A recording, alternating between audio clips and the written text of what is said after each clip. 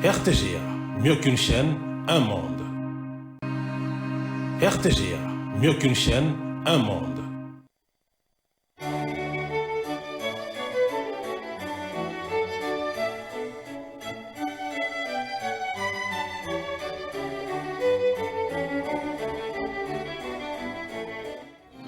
Ce journal vous est offert par Tango Protection.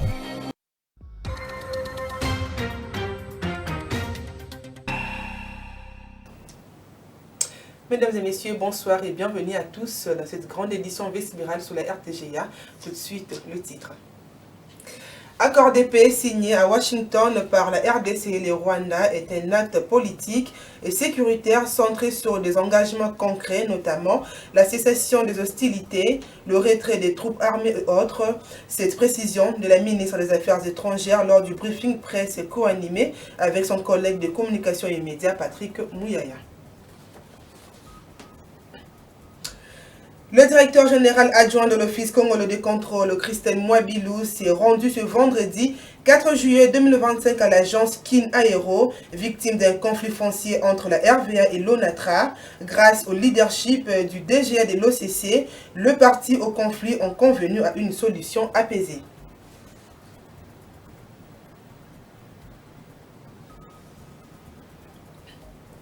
Kinshasa, l'espace Super Lemba pollué par les objets plastiques. Les Kinois plaident l'utilisation des emballages biodégradables pour éviter la pollution. Voilà tout pour les titres. Le détail, c'est tout de suite. Une fois de plus, bienvenue à tous. Les conseillers principaux du président américain Donald Trump pour l'Afrique saluent l'accord qualifié d'historique conclu par la RDC et le Rwanda. Massad Boulos a annoncé un sommet entre le président Tshisekedi, Paul Kagame du Rwanda et Donald Trump pour entériner ces pactes pour le retour d'une paix durable dans l'Est de la RDC. Suivez. Oui, c'est très juste. C'est un accord historique. Comme nous le savons tous, c'est un conflit qui dure depuis plus de 30 ans et les gens ont souffert. Plus de 6 millions de personnes ont péri. Il y a eu des millions de déplacés et de réfugiés, probablement 8 millions de déplacés et des centaines de milliers de réfugiés. Donc d'un point de vue humanitaire, évidemment, ça a été une véritable catastrophe. Les gens souffrent depuis longtemps. Il est donc temps d'en finir avec ce conflit. Il est temps pour le peuple du Congo et les populations de la région des Grands Lacs, plus globalement, de prospérer. C'est un droit de prospérer pour eux et ils le méritent. En ce qui concerne les accords précédents, oui, il y a pu y avoir des accords précédents sur certains aspects du conflit, mais il n'y a jamais eu d'accord global comme celui-ci. Et ces accords qui ont été faits par le passé ont été signés, disons, par des gens avec différents niveaux d'autorité. Certains accords au niveau des renseignements et ainsi de suite. Mais il n'y a jamais eu d'accord global comme celui que nous avons aujourd'hui, qui a été signé par les deux pays et qui est entré en vigueur la semaine dernière, le 27 juin. Il y aura une cérémonie de signature à la Maison-Blanche à laquelle le président Trump sera présent. Les deux présidents Tshisekedi et Kagame signeront au nom de leurs deux pays. C'est un accord large et beaucoup plus global. Il prend en compte un élément économique très important. Les deux parties sont d'accord pour établir un cadre d'intégration économique régionale.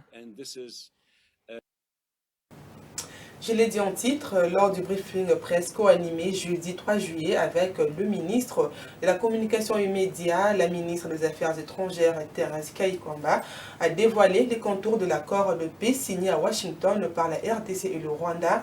Pour la chef de la diplomatie congolaise, cet accord est un acte politique et sécuritaire centré sur des engagements concrets, notamment la cessation des hostilités, le retrait des groupes étrangers, la fin du soutien aux groupes armés, qu'il s'agisse de M23 ou d'autres. Sur la question de FDLR, le gouvernement congolais envisage d'abord l'identification et la sensibilisation de ce groupe armé. Je vous propose de suivre la ministre des Affaires étrangères, Thérèse Kaikwamba.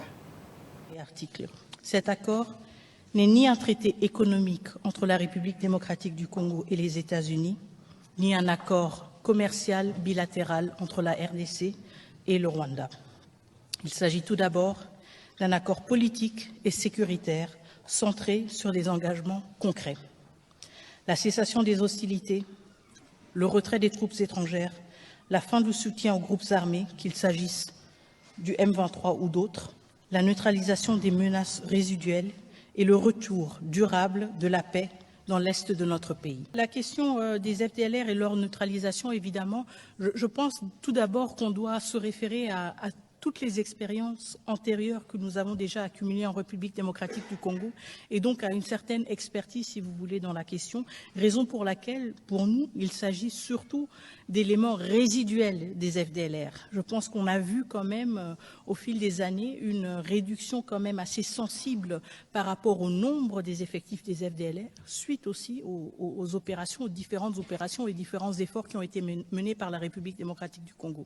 Donc, quand il s'agit de la question justement de comment s'y prendre, comme je l'ai évoqué au début, il s'agit tout d'abord de sensibiliser les FDLR qui sont rwandais sur la possibilité de retourner chez eux et la possibilité d'y être pris en charge à travers la commission de démobilisation du Rwanda et d'être réintégrés dans la société rwandaise. C'est le premier pas. Et nous l'avons toujours observé dans d'autres efforts, si vous voulez, pour gérer la question des FDLR.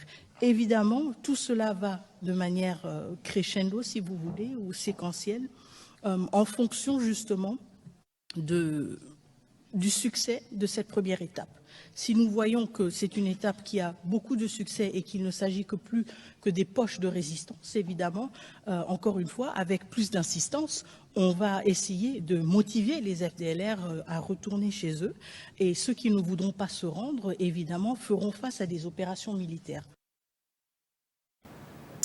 Le service sous tutelle du vice-premier ministre, ministre de la Défense nationale et des anciens combattants doivent être dotés des équipements et bâtiments appropriés dans le cadre de la redynamisation de FARDC. Le vice-premier ministre, ministre de la Défense nationale et des anciens combattants, Guy Kabombo Mwadavita, qui a émis ses vœux à rassurer de faire parvenir le desiderata de ses collaborateurs dans le secrétariat général de FARDC et l'auditorat général de FARDC auprès du commandant suprême Félix Tshisekedi pour des solutions appropriées. Suzy Kibiromari nous fait le point.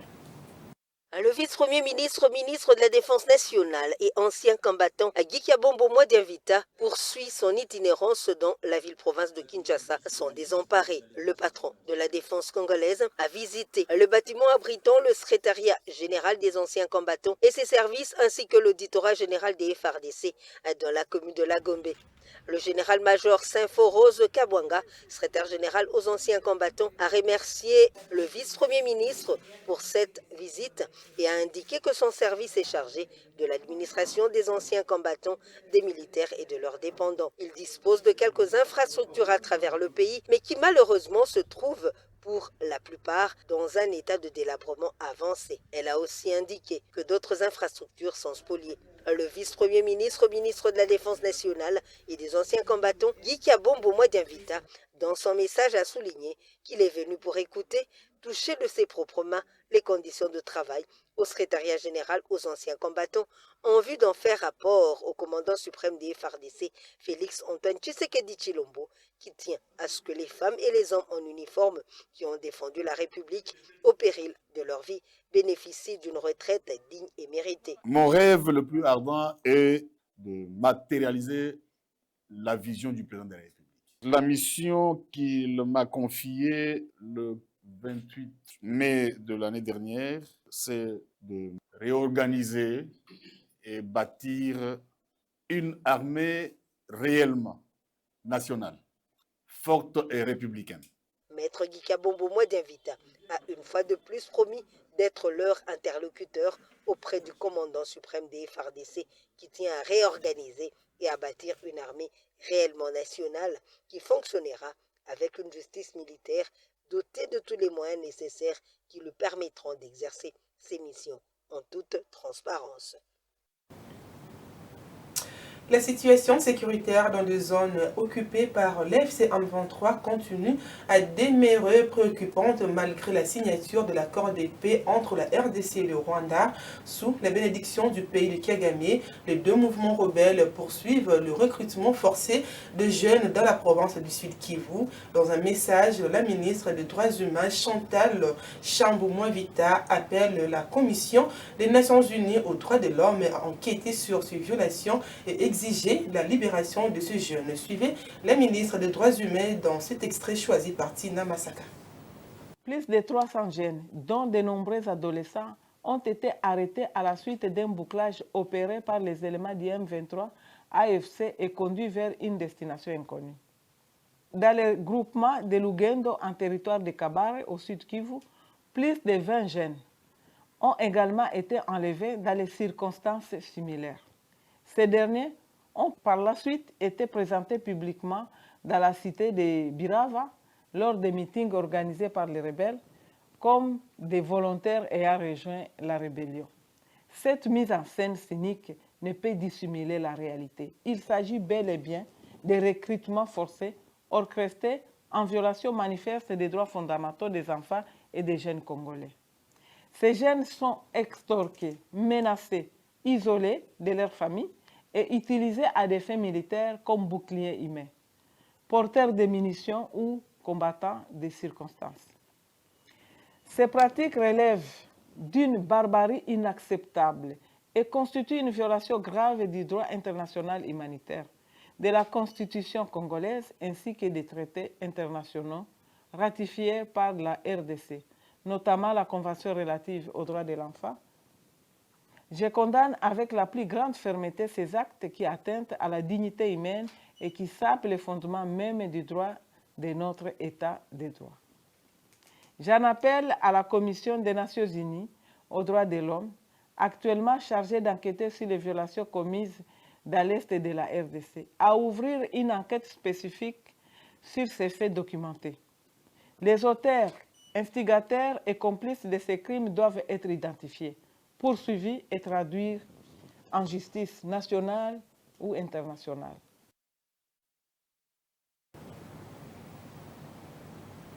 Et puis 270 Kuluna et autres bandits urbains arrêtés dans le district de la Tchangou ont été présentés au commissaire provincial de la police civile de Kinshasa. Un autre groupe de malfrats appréhendés dans les communes de Mongafula, Selembao et Ngaba a été lui aussi présenté au commissaire divisionnaire Israël Kantou. Ce dernier s'est dit satisfait que son discours déroulé lors de la dernière causerie morale tenue 24 heures seulement avant porte déjà ses fruits. Reportage David Fidel Zolokubanza.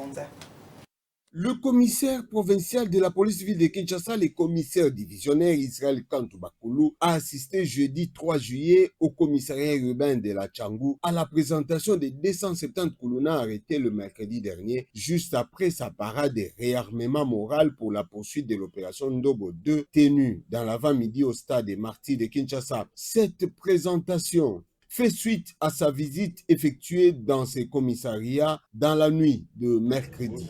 Il était 23 h quand il est arrivé sur les lieux pour se rendre compte de l'effectivité de ces coups de filet. Devant moult plaintes et doléances des infortunés, le commissaire divisionnaire a programmé la visite matinale de jeudi 3 juillet. Sur place, il a ordonné que chacun des arrêtés soit entendu en vue du transfert des vrais coupables devant les instances judiciaires.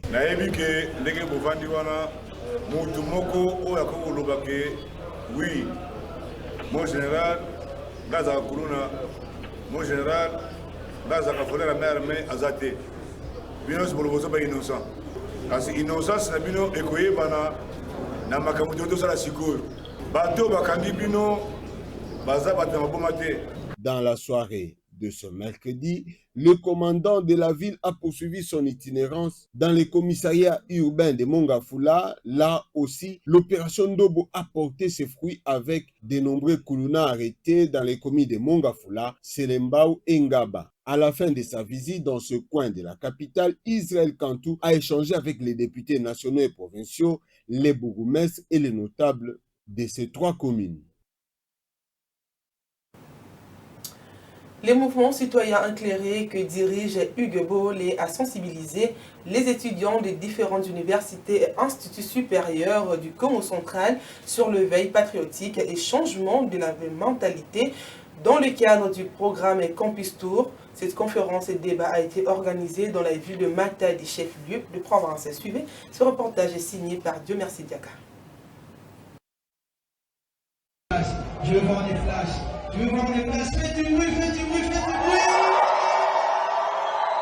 Après avoir passé dans plusieurs universités et instituts supérieurs de la capitale Kinshasa, dans le cadre du programme Ambitieux Campus Tour, les présidents du mouvement citoyen éclairé, Hugues Bollé Ndombo, étaient face aux étudiants des différentes universités et instituts supérieurs du Congo central dans une conférence débat organisée dans la ville de Matadi sous le thème « Éveil des consciences, pourquoi votre mentalité est votre première richesse ». La salle Les Bénis située au centre-ville de Matadi était archi-comble. La jeunesse de la ville portuaire a répondu favorablement à l'invitation du mouvement citoyen éclairé. Un seul message du président fondateur à cette jeunesse, venez l'écouter, à savoir le développement de la République démocratique du Congo passe avant tout par l'éveil des consciences et les changements de mentalité qui est le cheval de bataille du mouvement citoyen éclairé. Dans un esprit de convivialité et de partage qui ont caractérisé cette conférence débat, les jeunes de Matadi ont trouvé chez Hugues Bollé Ndombo un inspirateur de la jeunesse. Au Congo central, le président du mouvement citoyen éclairé a débuté sa tournée par Nkamba où il a été reçu par les pères spirituels de l'église kumbanguiste Simo Kinbangu Kiangani. Nous sommes venus ici à Kamba, Terre Sainte, parce qu'il était important lors de notre voyage, pour notre déplacement, pour aller voir les étudiants dans le cadre de notre programme de Campus Tour, de passer d'abord par cette Terre Sainte, cette Terre noire, cette Terre Sainte, pour avoir les bénédictions, Pendant son séjour à Matadi, Hugues Bollé Ndombo avait également échangé avec le gouverneur des provinces, Grace Bilolo, le maire de la ville de Matadi, ainsi que le ministre provincial de la jeunesse. L'étape du Congo central a été un succès pour le mouvement citoyen éclairé qui entrevoit de parcourir les autres provinces du pays dans le même objectif de sensibiliser la jeunesse estudiantine sur l'éveil des consciences et changement de mentalité, facteurs clés du développement du pays.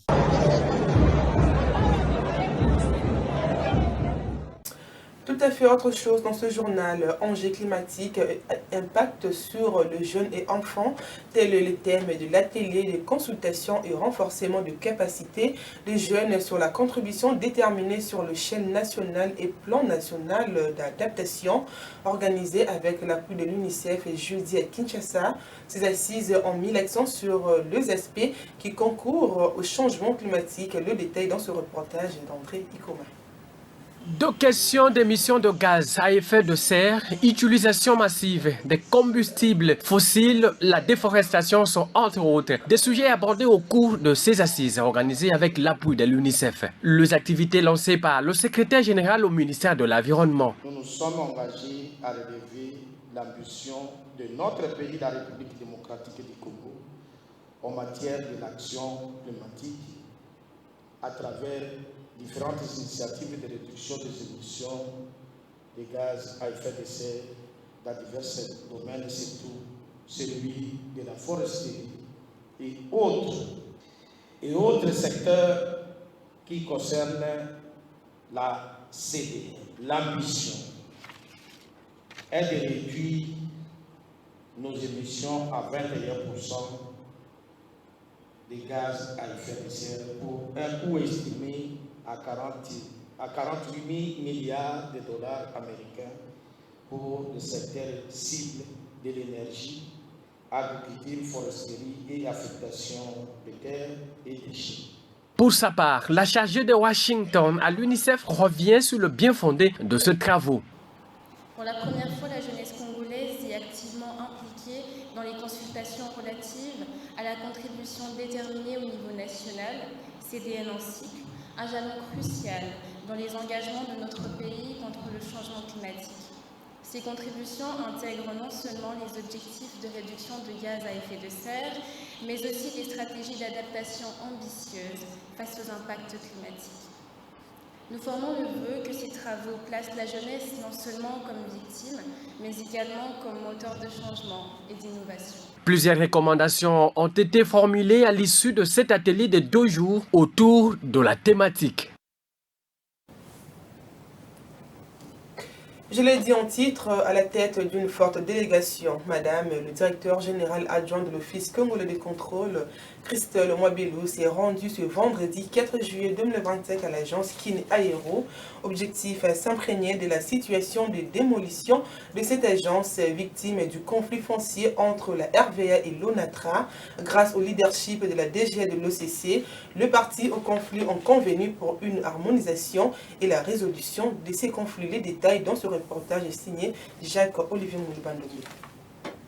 Sans un quelconque avertissement ou échange de correspondance, une surprise désagréable. Les engins de l'ONATRA étaient venus pour démolir le bureau abritant l'agence Kin Aero de l'Office congolais de contrôle. Et d'ailleurs, une partie de la bâtisse avait déjà été enlevée par ces engins. Selon certaines indiscrétions, l'Office congolais de contrôle est en train de subir les conséquences d'un conflit foncier qui opposerait la régie de voies aériennes RVA à l'Office national de transport ONATRA à propos de ces terrains sur lesquels l'Office congolais de contrôle a érigé son agence. Là où le bas blesse, c'est lorsque l'on constate que les entreprises qui se querellent ce terrain appartiennent toutes à l'État congolais, tout comme l'entreprise qui subit les conséquences. D'où l'harmonisation des vues s'avère impérieuse car toutes œuvrant pour une même cause. En attendant le règlement de ces litiges entre la RVA et l'ONATRA, Madame le directeur général adjoint Christelle Mwabelou a pris contact avec les différentes autorités, les différentes institutions étatiques pour surseoir cette décision de destruction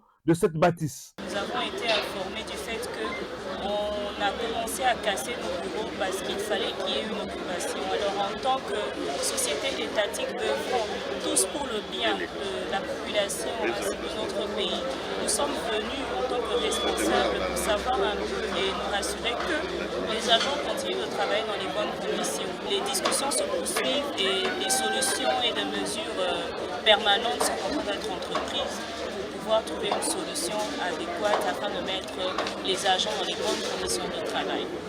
Dans l'entretemps, signalons que la destruction d'une partie des bureaux a perturbé le signal Sidonia et a entraîné un manque à gagner pour l'Office congolais de contrôle. Affaire à suivre. L'actualité, c'est aussi les agents de la Direction générale des corridors de développement industriel, DGCDI en sigle, ont entamé ce vendredi une grève générale illimitée pour exiger le paiement de 20 mois d'arriérés de salaire réunis en assemblée générale sous l'égide de l'intersyndicat de cet établissement public placé sous la tutelle du ministère de l'Industrie et du Développement de petites et moyennes entreprises. Les grévistes ont dénoncé la mauvaise gestion et l'incompétence de la direction générale dont ils réclament le départ pur et simple. Suivez Olga Kabalou, vice-présidente de la Confédération démocratique du travail et présidente de l'intersyndicale nationale de la DGCDI. Ce sont les agents de la direction générale de corridors et développement industriel, donc la DGCDI. Les agents de la DGCDI ont décidé aujourd'hui de faire une assemblée générale des travailleurs avec la délégation syndicale parce qu'ils en ont marre et trop, c'est trop. Plus d'une année d'impaiement, vous comprenez ce que c'est. Et aucun respect des lois du pays en ce qui concerne le travail. Aujourd'hui, ces agents, pas seulement ils ne sont pas payés, ils ne savent pas ni payer leur transport, comme vous le savez, le transport fait partie de la rémunération, les soins médicaux, rien du tout, Et aujourd'hui, ils sont décidés de se réunir comme un seul homme pour demander le départ de la direction générale. Et ils l'ont demandé auprès du président de la République, du ministre de tutelle, et on dit clairement que c'est maintenant ou jamais, que la direction générale doit démissionner et partir. Nous avons été surpris quand nous avons été reçus par le conseil d'administration, parce que pour nous, nous avions décidé de voir le conseil d'administration, qui à son tour nous dira qu'il y avait déjà une lettre qu'on avait déjà faite à la dame, la directrice générale de la DGCDI, pour qu'elle laisse la place pour incompétence. On a trouvé que la dame était incompétente, elle n'a pas su gérer la direction générale de la DGCDI. Et jusque-là, rien n'est fait. Et c'est comme ça que nous nous sommes décidés de nous tenir debout et de demander son départ immédiat. Le gouvernement provincial du Maniema vient d'obtenir les financements pour réhabiliter la partie du boulevard Kabila endommagée par l'éboulement il y a plus de 3 ans. Les trous béants provoqués par cet éboulement engendrent une végétation qui a créé une brousse en pleine ville Kindu. Une équipe d'experts de la voirie urbaine est venue de Kinshasa et déjà à pied d'œuvre pour amorcer le début de travaux. D'autres détails dans ce reportage de Roger Ebolinda Nzenga, notre permanent depuis Kindu. Une issue est en gestation pour la réhabilitation du boulevard Joseph Kabila Kabange qui s'était effondré depuis bientôt 3 ans en plein centre-ville Kindu. Le gouverneur de province Moussa Kabankoubi Moïse vient de confier ces chantiers à l'entreprise Action pour le développement rural pour reprendre les travaux. Premièrement, nous allons chercher d'abord à canaliser ces eaux parce qu'il faut recueillir ces eaux, savoir l'origine de ces eaux, calculer leur débit et aussi nous devons relier la route qui est déjà divisée en 2. C'est ça la première des choses, nous devons relier cette route parce qu'il faut aussi rendre la circulation vraiment fluide. Ali Kiamassa, porte-parole du gouvernement provincial, revient ici pour fixer l'opinion sur les démarches entreprises par le gouverneur Kabankoubi à Kolwezi en vue d'aboutir à ces résultats. Pendant que l'autorité provinciale était à Kinshasa, les propagateurs de faux bruits, ils racontaient n'importe quoi. Mais l'autorité a mis à profit son jour à Kinshasa pour rencontrer son Excellence Monsieur le ministre national des Finances. Et le ministre a promis d'appuyer la province du Maniema pour résoudre ces problèmes ici au niveau de Sonaïdroc. Avant que cette intervention arrive, le ministre des Finances devrait être fixé sur les coûts. Et au même moment, on est descendu avec les ingénieurs attitrés qui ont de l'expertise afin de trouver de la plus belle manière la solution à ces problèmes qui a trop duré. Notez, l'Office de voirie et drainage avait amorcé les travaux de réhabilitation sous la gouvernance du sénateur Mangala, alors gouverneur ad interim, s'était voué à l'échec. Les Quinoises et Quinois souhaitent à ce que tout le monde utilise les emballages biodégradables pour éviter la pollution. Une recommandation pour aider les dirigeants à prendre des dispositions pour éviter les conséquences de ces déchets qui bondent le collecteur et l'environnement, créant des dégâts matériels importants comme des inondations après les pluies et l'insalubrité dans la ville province. Suzy Kibiromari.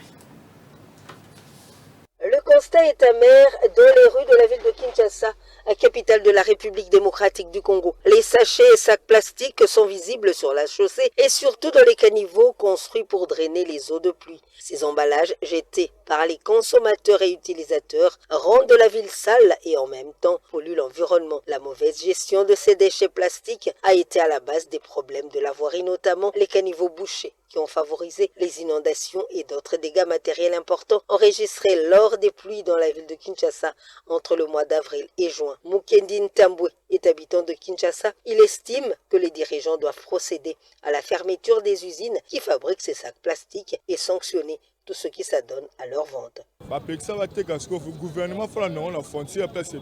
L'interdiction de vente est formelle. Les dirigeants doivent ouvrir l'œil, surtout dans les frontières où le trafic se fait, car les commerçants qui souvent ne sont pas informés s'approvisionnent pour venir vendre. C'est comme les boissons toxiques que l'on vend ça et là dans la ville. Olivier Tchanda fait savoir que dans son quartier, les chefs des rues et autres responsables ont eu à échanger sur la question. Ils pensent que les Kinois doivent changer de mentalité d'une part et d'autre part, les autorités doivent prendre des sanctions contre les récalcitrants. Nous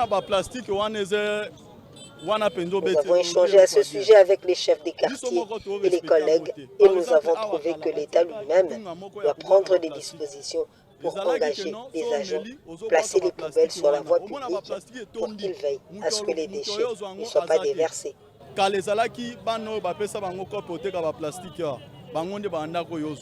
ville de Kinshasa, qui connaît beaucoup de problèmes dus à la pollution, doit être au centre de l'attention des dirigeants pour éviter des inondations à la base, des pertes en vies humaines et dégâts matériels importants. La gestion des déchets plastiques reste jusqu'à ce jour un casse-tête pour les habitants de la capitale congolaise. Kiswahili, un pont pour la diversité culturelle et le dialogue interculturel est le thème choisi pour la célébration ce vendredi 4 juillet de la Journée mondiale de la langue Kiswahili en cette édition 2025. Une manière de l'UNESCO de promouvoir cette langue officielle de l'Union africaine est largement parlée dans le continent. Les Swahili favorisent l'unité, l'identité et les dialogues au-delà de frontières linguistiques et culturelles. Une fois de plus, Suzy Kiborma. Célébration ce 4 juillet 2025 au siège de l'UNESCO à Paris de la Journée mondiale de la langue Kiswahili. Les délégations permanentes des États membres d'Afrique de l'Est auprès de l'UNESCO, en collaboration avec le secrétariat de l'UNESCO, organisent une table ronde pour célébrer le Kiswahili sous le thème Kiswahili, un pont pour la diversité culturelle et le dialogue interculturel. Un événement pour célébrer le Kiswahili en tant que langue unificatrice et instrument de diplomatie culturelle. Bien que profondément enraciné en Afrique de l'Est, le Kiswahili est devenu une langue panafricaine qui favorise l'unité, l'identité et le dialogue au-delà des frontières linguistiques et culturelles. Reconnu comme langue officielle de l'Union africaine et largement parlée sur tout le continent, le Kiswahili est un outil puissant pour promouvoir l'intégration régionale, la compréhension culturelle et le développement inclusif, en particulier dans l'éducation et les échanges interculturels. La Journée mondiale de la langue Kiswahili est une célébration annuelle dédiée à la promotion et à la valorisation de cette langue largement parlée en Afrique. Le Kiswahili ou Swahili est une langue bantoue qui joue un rôle central dans la communication et l'unité entre de nombreuses communautés. Reconnu comme langue officielle par plusieurs pays africains et par l'Union africaine, il est un vecteur essentiel de l'identité culturelle et du développement régional. Le Kiswahili est l'une des rares langues africaines à avoir acquis un statut international. Son expansion a été favorisée par les échanges commerciaux, les migrations et les politiques linguistiques visant à renforcer l'unité nationale dans plusieurs pays d'Afrique de l'Est et centrale. Cette journée vise à mettre en lumière la richesse du Kiswahili et son rôle dans la promotion de la paix et de l'éducation et du développement durable. Elle cherche à encourager l'enseignement et l'apprentissage du Kiswahili à travers le monde.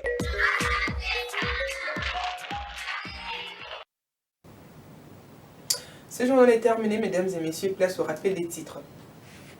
Accord de paix signé à Washington par la RDC et le Rwanda est un acte politique et sécuritaire et centré sur des engagements concrets, notamment la cessation des hostilités, le retrait des troupes armées et autres. Cette précision de la ministre des Affaires étrangères lors du briefing presse est co-animée avec son collègue de communication et médias, Patrick Mouyaya.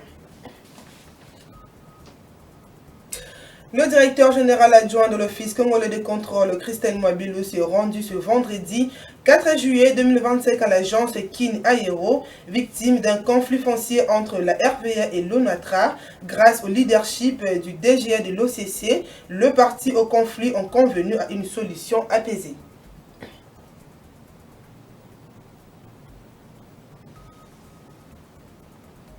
Kinshasa, l'espace Super Lemba pollué par les objets plastiques. Les Quinois plaident à l'utilisation des emballages biodégradables pour éviter la pollution.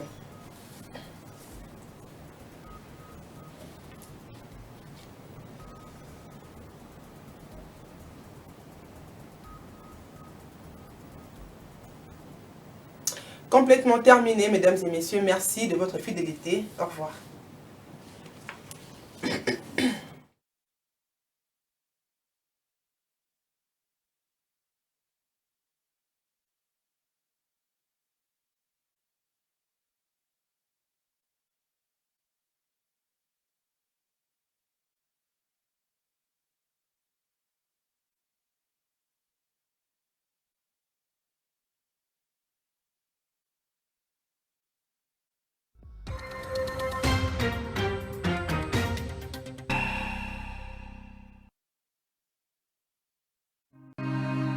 RTGA, mieux qu'une chaîne, un monde. RTGA, mieux qu'une chaîne, un monde.